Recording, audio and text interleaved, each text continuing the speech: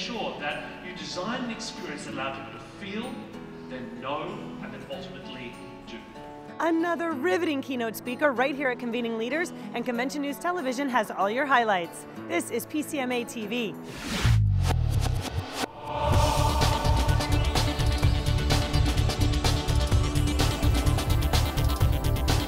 Hi everybody, I'm Carrie Farinack. And I'm Sarah Solomon with Convention News Television. Now the big focus today is centered around the future of the meetings industry. Futurist Mike Walsh captivated attendees as he spoke about the importance of pushing the envelope of collaboration to cultivate a strategic mindset. Walsh emphasized that connectivity is at the very heart of the modern company, but connectivity doesn't come easy for all attendees.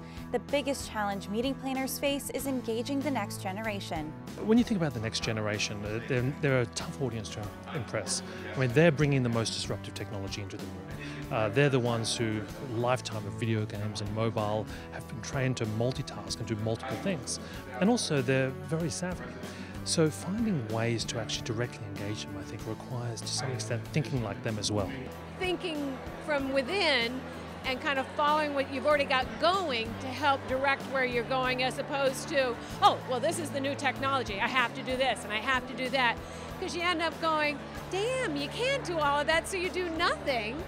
So to kind of just take a step back, look at what you're already doing and build on that. There was a monumental moment here in Boston as industry leaders came together to tell the world that meetings mean business. A coalition including leaders from PCMA, IAEE, MPI, DMAI, CLIA, and U.S. Travel announced this major multifaceted advocacy campaign called Meetings Mean Business. The goal is to spread the word about face-to-face meetings and to be proactive instead of reactive. I think this new campaign is tremendously important in the fact that all the entities of the meetings business together, the associations, the corporations, the destinations, that's what makes it landmark and important. It's vitally important the coalition works closely together. It's an enormously important initiative, and I think working together and being prepared for anything that happens within our industry, and particularly being able to demonstrate the enormous value of the industry economically, to jobs, to families, and to knowledge is critical. The ladies and gentlemen driving this are really important in making sure that on a global basis, face-to-face meetings, exhibitions, and events are highly visible in the profile of business and government officials making decisions on whether to either have these events or support them by sending people to them. This is really an opportunity to put a spotlight on the real value of meetings, and that there's a return on investment for that face-to-face interaction, that eyeball to eyeball, shaking hands, looking at each other, building a relationship, having conversations in the hallway as well as in the classroom. And so I think it's a very exciting time. We just really need to instill that value proposition in not only the people who work in the industry, but the people who attend meetings, so that they appreciate the full value. The three pillars of the campaign include building personal connections, positive business outcomes, and developing strong communities. Another day full of education right here in Boston at PCMA's Convening Leaders. As procurement initiatives become an increasing part of many organizations, being able to speak to the value of capturing more or all of your meetings under one program is key. Aaron Stoic from the McDonald's Corporation uncovered valuable methods to proactively position yourself as a business leader, not just a meetings and events leader, by using data to build your business case for new or existing strategic meetings management programs. We have certainly learned that you just never know what's going to come up, and if you implement an SMM program, you're essentially protecting yourself as well as being able to tell your story. So, you hear a lot about outsourcing and people making decisions about meeting planning departments, and this puts you in a position where you can say, hey, you know what, we're bringing all this value to the table, and this is how we protect the company. So it really demonstrates how you're a strategic partner. In today's fast-changing economic environment, exhibitors aren't guaranteed to return each year to your event. This special session emphasized the importance of developing a formal exhibitor retention plan that is fine-tuned for today's realities. By participating in fictional scenarios, attendees dove into a deeper learning experience about what goes into such a plan, what resources are needed, and how to implement it. Participants in the exercise walked away with 10 exhibitor retention tactics they can take home and apply immediately. This next session on understanding our business models featured a productive dialogue between hoteliers and meeting planners. The primary focus was on helping each other understand their dramatically changing business models and the challenges and restrictions each face while working together. Both planners and hoteliers walked away with these critical strategies for increasing their value to each other and creating long-term partnerships. How hotels determine the value of a meeting, what meeting planners need from hotel partners in today's marketplace, and ways planners and hotels can work together to make negotiations productive and positive.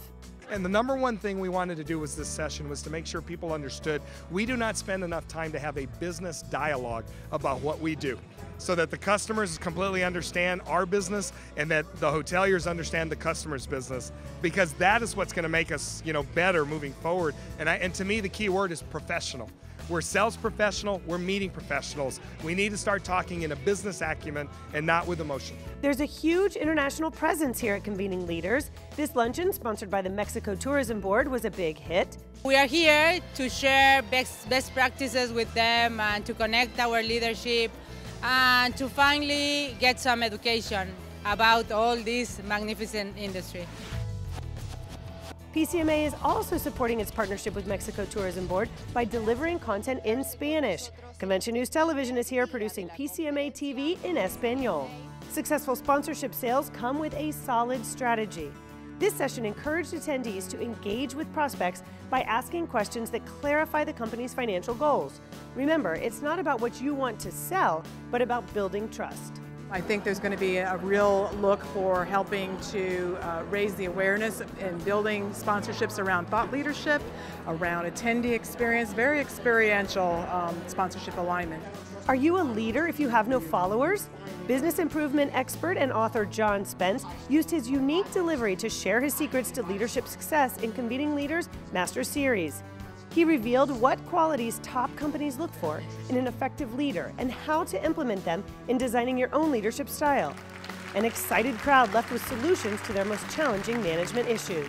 I think the 2 or 3 most important things you're going to walk away with is, one is to be an intentional leader, someone who really has high impact. You must have some sort of a written leadership philosophy that you use to guide your actions by every day, that you hold yourself accountable for the kind of leader you want to be, the kind of legacy you want to leave.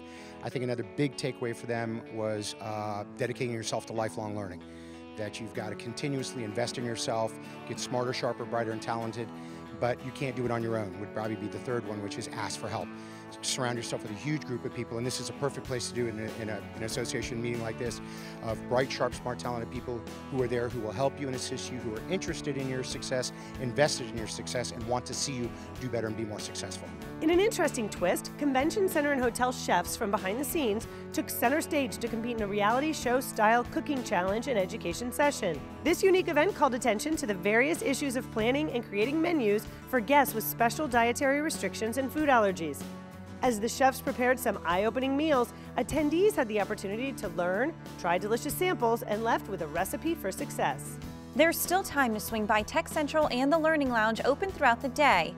Start your morning at the general session with keynote speaker Salman Khan starting at 8:45 a.m. and wrap up a revolutionary week at the closing reception with speaker Tina Brown at 1:15 p.m.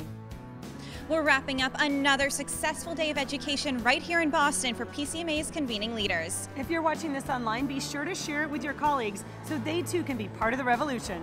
For all of us at CNTV, I'm Carrie Farnack. And I'm Sarah Solomon. We'll see you next time.